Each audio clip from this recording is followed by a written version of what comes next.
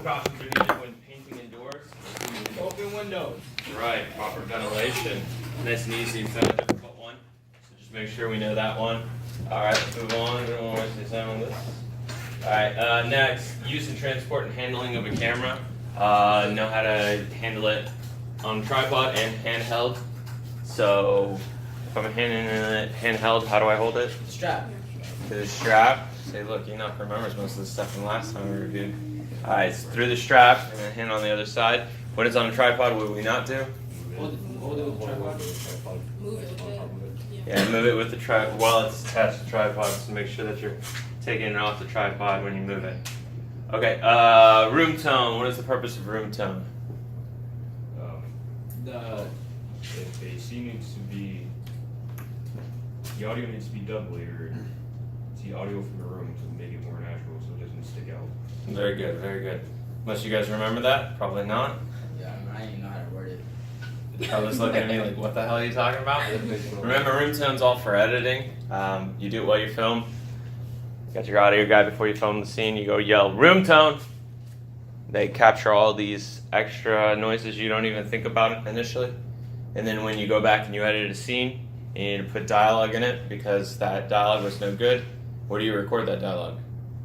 In a soundproof booth, right? Yeah. Does it have all this sound?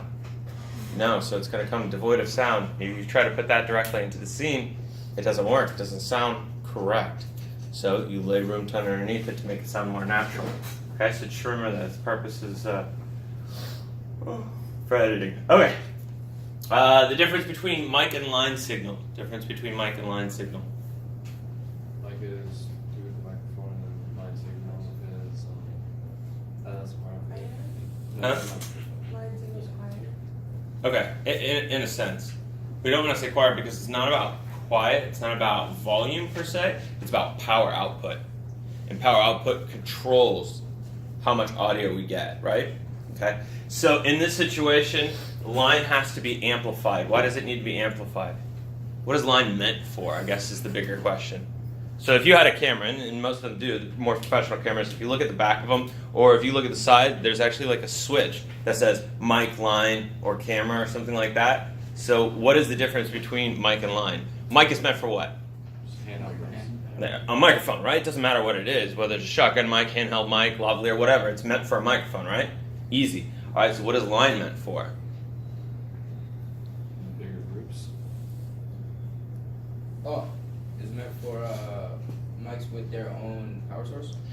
In a sense, it's meant for anything with a power source. So if I were putting in a keyboard, I could put a keyboard into line because it has its own power source. I can take in an entire audio board like what we have over there in the studio, and that allows us to have multiple mics in there, but with an audio board, it has its own power source. Does that make sense? So line needs to be amplified in order to get you the right sort of signal. So if I just plugged a handheld mic into line, what would happen? And that's what Tess is talking about. So what would happen, Tess, if I plugged it? Be quiet. It would be quiet. You could barely hear it, okay? Because it needs to be amplified. All right. Next one. Purpose of different types of lighting fixtures and understand inverse square law. Students possess knowledge of different types of lighting fixtures and obviously the inverse square law. All right. So inverse square law means what? Fall off distance of light. Okay. In a sense, it's not truly about the shadows. It's about distance of light, period. So it's about how close or how far something is from that light source, right? So not difficult. If I were the light source and I was shining this way, so I have Jeremy and I have Maya in here, who would have more light on them? Maya, why? She's closer to the light source. It's not difficult. Don't overthink this one when you see it on the test, please. Okay, so Jeremy, he's further away. He'll have less light on him. Lights, do they have lenses? Yeah. Yes. Yes, remember they do. So it's a question on the quiz. Don't be stupid. Lights have lenses. Okay? How do you think that light is reflected? A lens in front of it. So when you see these names, tungsten, Fresnel, all these different types, these are different types of lights. All right, another word for a spotlight is what? Hard light. It is hard. Very good. Ellipsoid. But if I come over here, I remember ellipsoidal. Okay? Spotlight is ellipsoidal. Okay, another word for it. Just remember that one. All right? You'll see it on the test. All right. Define color temperature and the use of color correction gels. So once again, two types of lights. We have indoor and outdoor, and this is perfect weather for you to actually see the color. It really is. Whatever it's like dreary days like this, you can actually see the color of exterior light, the true color. Okay, so what color is interior light? Red. Red. What color is exterior light? Blue. Blue. You see it? You can actually see it today. You guys understand? All right, so you've got red and blue. You got to remember the colors. Now you need to remember the actual color temperature, the numbers, because the numbers will be on the test as well. What's the color temperature of interior light? Like that. Not that high. 3,200. Very good. 3,200. 3,200. So remember, it's 3,200 K. Okay, so 3,200 for interior light. Exterior light is what? 5,200. Higher, yeah, 600. Okay, so right on there. So it's 5,600 K, right? 5,600 K. All right, just remember those. They'll be on the test.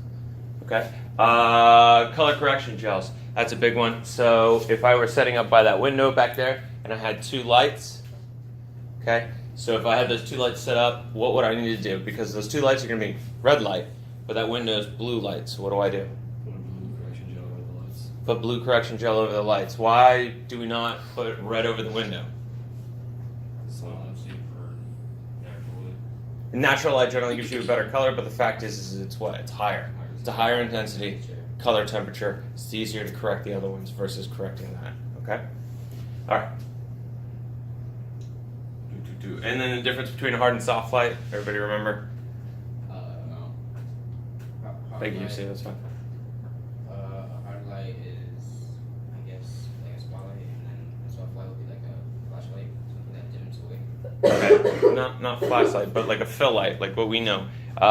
What it does is it simply has a slow fall off. Hard light has fast fall off, so the shadow's like instant from wherever it's coming from. Okay, so hard light's going to be really intense, but as soon as it stops, you have shadow.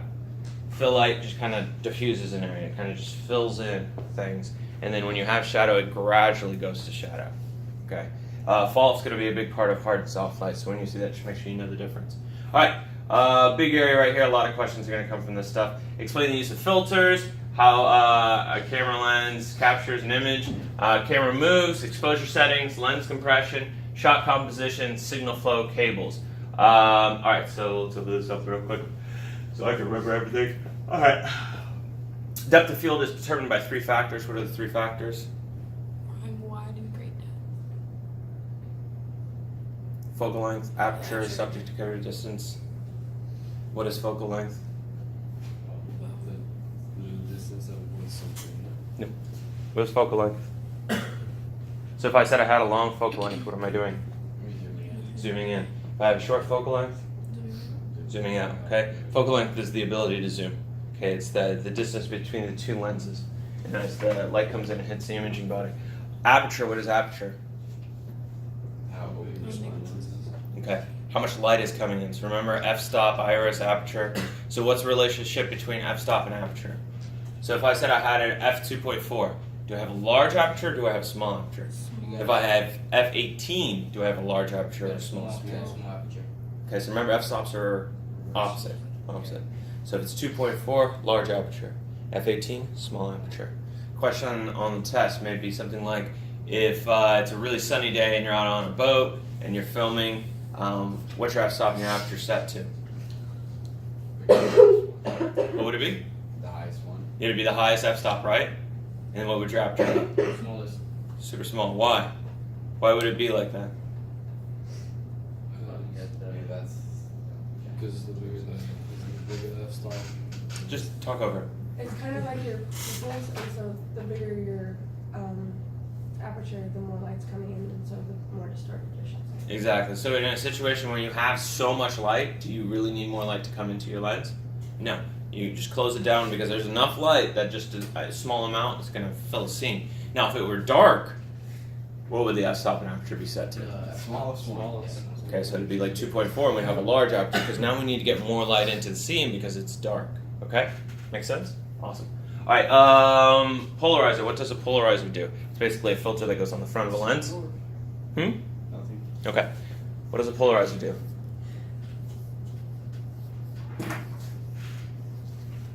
It's on there, so I just want to make sure you know it, so you're not going to be like this when you get that question on the test and go like, what?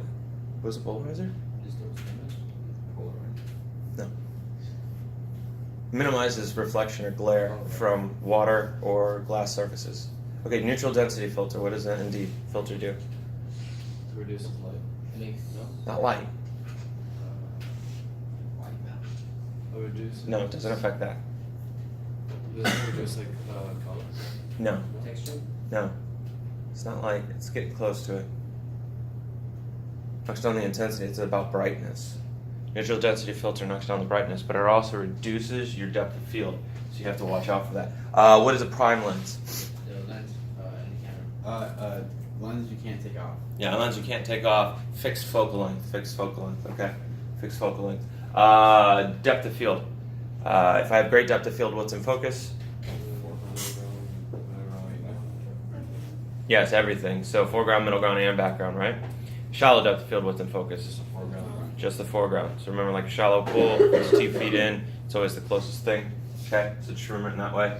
If I have slow shutter speed, I'm gonna get that motion blur. So think about it like when you film at night and you got that traffic light or whatever, and you move your camera really quick. What happens?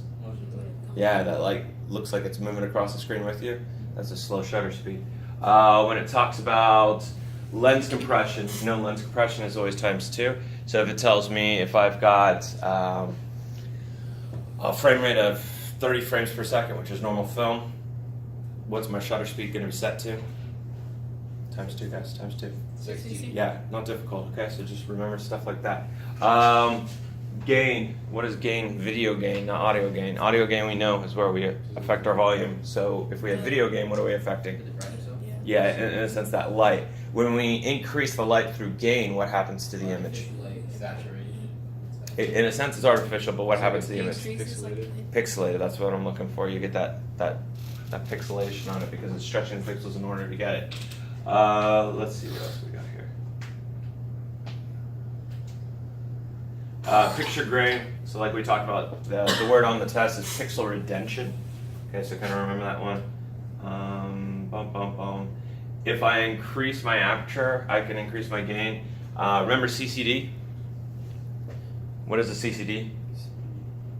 Isn't it like the thing in the camera that captures the video? All right, very good. So remember, is the imaging device inside of a camera. Please remember that. It's on the test. It's going to ask you what a CCD is. You just need to know where it is.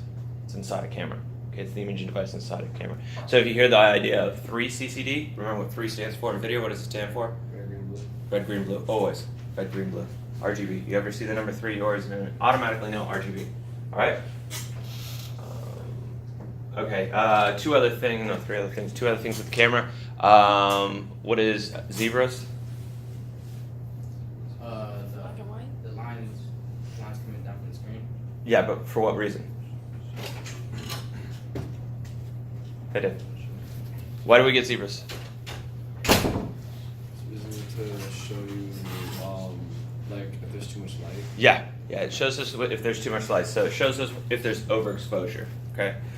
Peaking. What is peaking? Is that for audio? No. Knows what exposure Huh? to? Is it exposure to? No. It's nothing to do with exposure. Peaking. All of you who've worked in the studio and you've ran camera, you all know what peaking is. What is peaking? If you ran camera this year, you know what peaking is. Isn't it like It's the focus, the like little green outline. Peaking is the green outline that goes around to tell you whether something is in focus. It's called peaking on a camera. Okay? Everybody got it? Remember it so you see it on the test. Okay? Tally lights. What do the tally lights tell us? Tells us if you're recording. Very good. So the red light's on top of the camera. If the red light comes on the camera, it means that camera is recording. Okay, not too difficult. Just remember, light passes through the lens, iris, aperture, and f-stop. Remember all 3 words: iris, aperture, f-stop. So if you don't see one, it's going to be the other one. Variable focal length obviously means I have a zoom lens, right? So like the cameras that are in the studio, those are not prime lenses. They're variable focal length, which means what? That they physically can move, so they get a different zoom on them. And then gain, we get grainy video. We talked about that one. All right, so that was quite a bit in there. That's good. Then we move on to the next one. Oh, it reversed. Interesting. All right, so next one. Using camera to affect exposure, no camera settings, depth of field concepts, no framing, 180-degree rule, how to achieve rack focus. All right, so first I'd like to go through framing. You remember all the shots? What are all the shots? Dolly. No. We'll talk about moves in a second. Let's talk about framing first. What's framing? All right. So the first one. Oh, head is what head nose. Come on. Extreme close-up. Thank you. Extreme close up. Close up. Bust. Bust. Medium. Medium shot. Long shot. Extreme long shot. You remember them all? Yeah. Yes. Now let's go through camera moves. So what's a dolly? Moving the camera forward. Moving the camera forward or backward. Truck. Side to Side. side. The camera's facing in a certain direction. Side to side. Arc. In a circle. Right. Remember that one. Crane. Up and down. Moving the camera up and down. Physical. Tilt. Up. That's good. Tilt. Remember pointing the camera up or down. Not moving. Pointing the camera up and down. Okay. Panning. Yeah. Pointing the camera left and right. Okay. Everybody good? I don't think they go through too many other moves. 180 degree rule. What is that? You can't. You can only move the camera up 180 degrees. So remember, if you have a 360 realm, you can only move in a certain degree. So if I was filming Jazzy and I filmed her from here, where can I not go? Here. Behind her. I can't go on that other side because all of a sudden, to the audience, she'll look like she's on the other side of him. All right. So just remember those things. Rack focus. What's rack focus? You set multiple points to focus on. Yeah, multiple points of focus for one shot. Okay. So same kind of idea. If I get you Seer back there, and I've got Maya over here, and I'm the camera. If I zoom into him and I focus, I set my setting. I make a mark on my lens so I know where his focus is. I come back over to Maya, do the same thing. I zoom all the way in. I focus. She has a different mark. I zoom all the way out. And what I do is I simply move back and forth between them. One will be in focus, the other will be out of focus every single time. Okay, that's rack focus. All right. We know depth of field. We kind of cover that. That's great. The other thing about the different types of framing, headroom is what? Space above our head. Reason for transmission done in TV. Nose room. Profile shots. Remember, leaving space in front of their face. Okay. Lead room. Same kind of thing. Remember what lead room is? Like, from like here to here. No, the isn't the space in front of the object that you would call it. And what's that object doing? Moving. Moving, yes. Remember, it's for moving objects, whether it's a person running, bicycle, car, truck, whatever the hell it is. We leave space in front of it, right? I did. We leave space in front of it. If you focus on that, you're going to fail the test. All right. Rule of thirds. What is rule of thirds? Is, The grid, right? What does that grid look like? It's like a tic-tac-toe. Tic-tac-toe. But let's break it down. So if we did our vertical thirds, right? So we did top to bottom. We took these two lines here. We have what? Upper third, middle third, lower third, right? Titles, simple graphics go down here into lower third. Action generally takes place in middle and upper third. Okay. Station logos can be in upper third. If we take our horizontal ones and we break them down, two lines down here vertically, we have what? Left, Left third, mid, still middle third, right. right third, and then those thirds are used for what? Positioning. Yeah, position framing, right? So like the idea, like I told you before, if we have that sun, we have a beach, we have somebody who's laying out and they're sun tanning, where would that sun generally go? Top left or right. Top left or right? Either side would be perfectly fine, but it would just never be in the center. It would always be off. Now where would our sunbather be? The middle or the opposite In side. the middle or the opposite side. Alright, good. Alright, cool. Let's see if I have anything else in this one. Nope, we're good there. So let's move on. Hey buddy, what's going on, kid? Nothing much. Have you seen like any seniors today? Joseph's right there. Alright. Yeah, it doesn't count. Anyways. Dave's right there. No, There's like a few other ones over there. Okay. You can hang out if you want to, Gabe. Yeah, I just been looking for people because literally everyone in my class skipped. Even my teacher skipped. There's no one in the class. I'm sorry. Wait, just hang out over here if you want to, Gabe. Okay, no I'll issue. probably come back in a few minutes. Alright, buddy. Identify microphone types in investigative situations. Why? Microphone pickup patterns. So remember your pickup patterns. What are the two types of pickup patterns? Omnidirectional and unidirectional. Omni means what? Omni. All around all, right? Uni means what? Like a unicycle, yes? Okay, very good. Alright, so we focus on the unidirectional and polar patterns, right? So the first one would be the upside down heart, which is called cardioid. But a shotgun mic is what? It's that really extended heart, and that's called what? It's on the test, so you need to know this one. Shotgun mic is what type of pickup pattern? Very good, Joseph. I can see you mouthing it. Hypercardioid. Okay, Joseph didn't do too terrible on it. Most of his cohorts did, but he did okay. So remember, shotgun mic is hypercardioid. All right. All right. With that, so your hypercardioid shotgun further away, obviously. Know the difference between the uses of mics. So if I have a person who's doing like a panel or a book reading, what type of mic would they be using? Lavalier. If I'm a field reporter, what type of mic are they using? Hand mic. If we're shooting a film, shotgun or boom mic. Remember both. Don't just remember one. Okay. All right. All right. Pop. I hate these things. Mic type's best for a narrative situation. We just did that one, so that's not difficult. All right. Let's go to the next one. Time code. Know the knowledge, purpose, and use of time code. So first off, what is time code? What is it? Actually, define it. No. Define it. A navigation for frames. Adjust it.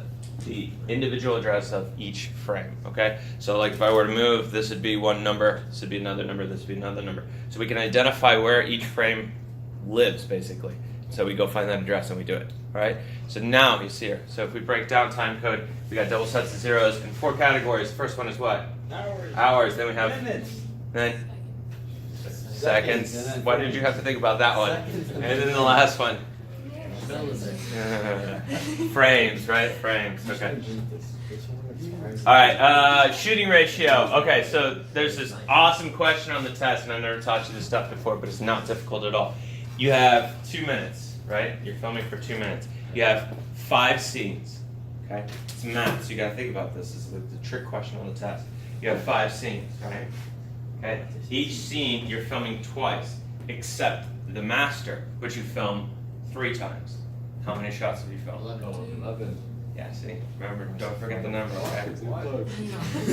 Right? It's math. It's hard, right? You're filming 5 scenes, right? I got 13. I know, that's why. You gotta follow me. 5 scenes, right? You're gonna film them all twice, except the master you film 3 times. But you understand, you're still only filming 5 scenes. The master is one of those 5 scenes. So you're only adding the number 1 to 10. Does that make sense? But where did the 3? What? The master is one of the 5. So if you're filming all 5 twice, but the master 3 times, you're only adding 1. Oh, I get it now. Okay? The master is part of the 5. Everybody gets confused on that one. So yeah, they always kind of like 13, and I'm pretty sure that is one of the answers. So just remember the answer is 11. Okay. Keyframes. What is the purpose of keyframes? It's to pinpoint the beginning and the end of a effect. Yeah, very good. Keyframes are used to tell us where we start and end an effect or something going on, like a title. Explain what compression does to a video clip and the fundamentals of compression. Brings down the resolution, bro. Quality. It makes things look smaller, but it brings down the resolution. Yeah, not resolution. Get rid of that word. You keep using it improperly. And we use compression. It makes the file size smaller, but when we do that, we reduce and lose some quality, not resolution. Resolution should stay the same. So if it's 1080p, is it going to drop down to like 720p because I compress it? Yeah. No, On my phone, no, it's still 1080p. You just lose some of the quality. Okay.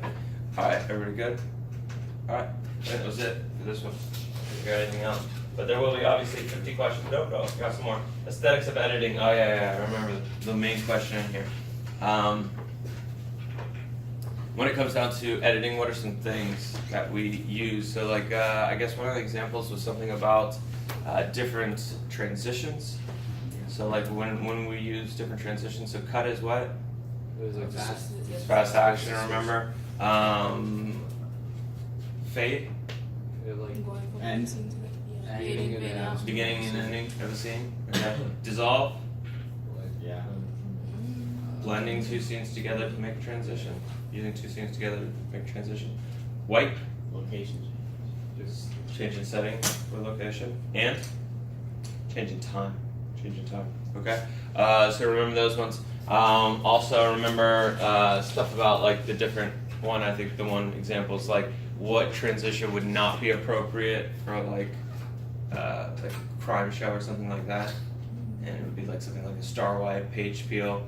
You know, those just wouldn't work, right? Yeah. Dissolve would be fine. A white would be fine, but something that would be artistic that doesn't fit the theme.